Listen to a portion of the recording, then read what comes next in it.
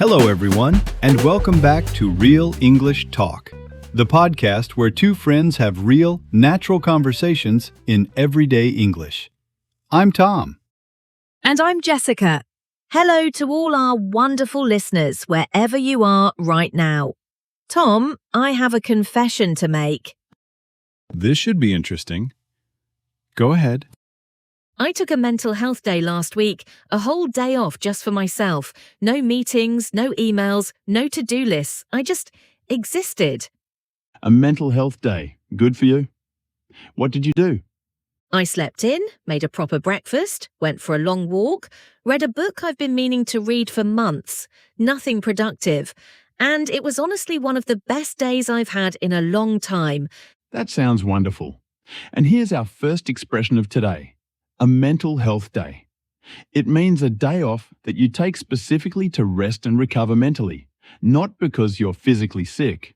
And I'll be honest, I almost didn't do it.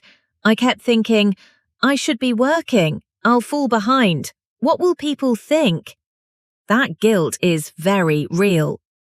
Which is exactly what we're talking about today. Work-life balance. How to protect your personal time. Why rest is not laziness, and how to talk about all of this in natural, everyday English. Stay with us, and if you enjoy learning with us, please subscribe to Real English Talk and give us a like. It really helps us reach more learners like you. Let's go. So Jessica, let's start with something that I think is at the root of a lot of people's work-life balance problems. Hustle culture. Have you heard this term? Hustle culture. Yes, and I have very strong feelings about it.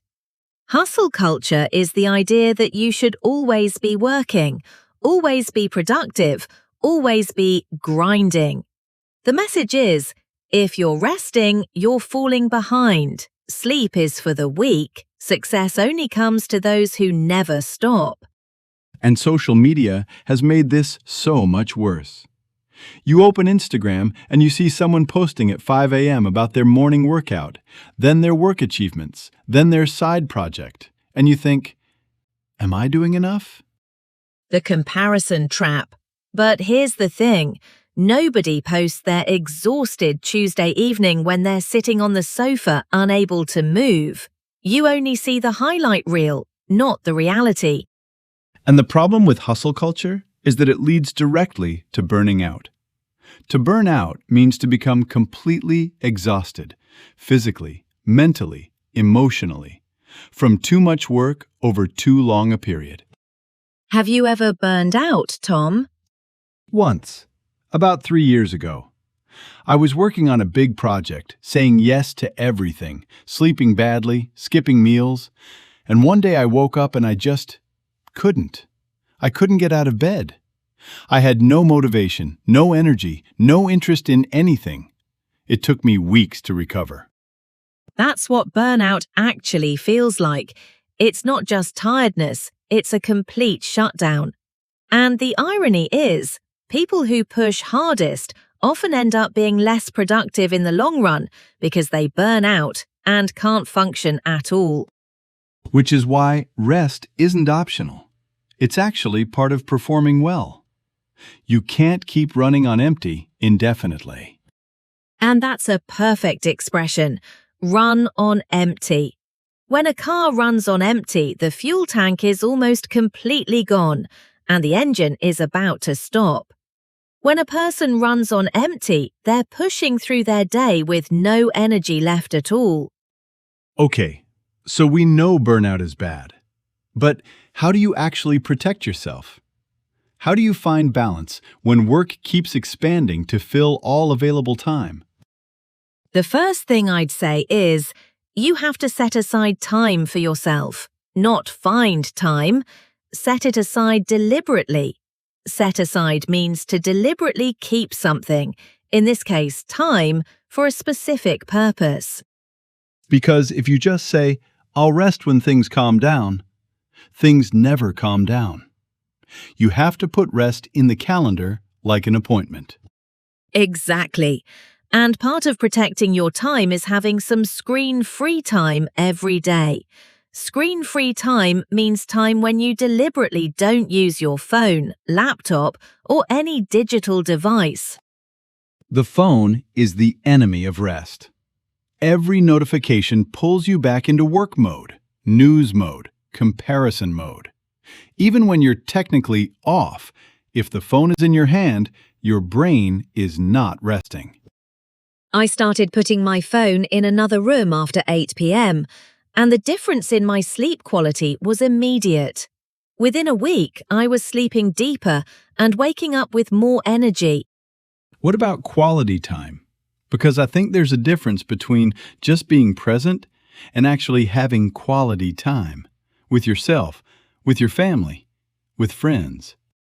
Quality time is such an important expression. It means time that is truly meaningful and valuable. Time when you're fully present, not distracted, not half thinking about work. You can spend 3 hours with someone and have zero quality time if you're both on your phones.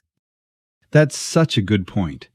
Quantity of time doesn't automatically mean quality. You can be physically present, but mentally completely elsewhere. And the people around you can feel it. There's nothing worse than talking to someone and realizing they're not actually listening. They're somewhere else in their head. Let's talk about what actually works when it comes to recharging. Because I think a lot of people think rest means just sitting and doing nothing. But that's not always enough, is it? Recharge is such a good word for this. When your phone battery is at 0, you plug it in and let it recharge. People are the same.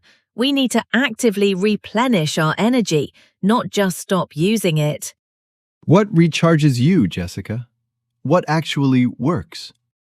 Nature, honestly, getting outside, even just a walk in a park, does something to my brain that sitting at home can't. There's research showing that spending time in nature lowers cortisol levels. That's the stress hormone. It genuinely changes your chemistry. For me, it's movement. Exercise, even 30 minutes, completely shifts my mental state. When I'm stressed and I force myself to go for a run, I always come back calmer. Always. Even when I don't want to go. The hard part is doing it guilt-free. A lot of people feel like exercise or rest is a reward for finishing work, but work never finishes. So you have to give yourself permission to recharge without guilt. Guilt-free rest. That's the goal. And it's surprisingly hard for people who've been conditioned to believe that productivity equals value. Yes, if you believe your worth as a person is tied to how much you produce, then resting feels like you're becoming less valuable. But that's simply not true. You are not your output. What about unwinding at the end of the day? Because I think a lot of people go from work mode directly to bed and then wonder why they can't sleep. To unwind means to gradually relax after stress or tension, like slowly releasing a coiled spring. You can't go from high pressure to deep sleep instantly. Your nervous system needs a transition period. What's your unwinding routine? I make herbal tea, put on something light to watch, nothing stressful or intense, and I write 3 things in a journal that I'm grateful for that day. It sounds very simple, but it genuinely signals to my brain that the day is winding down. Mine is much less sophisticated.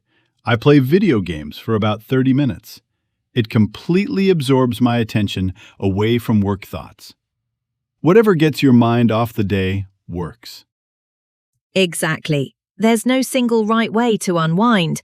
The important thing is that you do it consistently, every day.